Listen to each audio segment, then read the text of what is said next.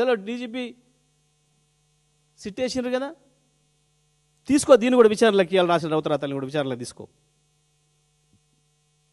పైగా ఇంత పెద్ద పొడుగు నీతులు చెప్పి అదేదో చెప్పే ఒకటి దూరేది ఇంకొకడు అన్నట్టు, అందులో ఒక మహిళా ఐఏఎస్ ఆఫీసర్ ఆత్మహత్య చేసుకునే ప్రయత్నం చేసింది అని మాట రాసినావు. చెప్పు, ఎవరు వాళ్ళ పేరు చెప్పు, ఎట్లా రాసినావు, ఏ ఆధారాలతో రాసినావు? ఐఏఎస్ ఆఫీసర్ల సంఘం మీరు నిజమైతే మీరు చేసేది,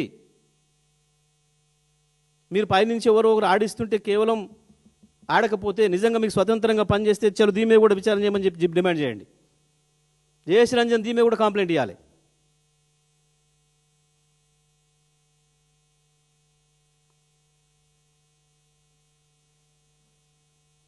ఇవాళ మళ్ళీ ఆ ఛానల్ కూడా దీని మీద మళ్ళీ ఒక కథనం చేస్తుంది.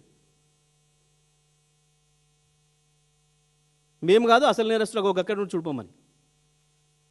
ఏం జరుగుతుంది? ఇవన్నీ ఒక్కతాను ముక్కలే, వేరువేరు కాదు. అన్నీ బాబుగారు పోషించిన కలుపు మొక్కలే.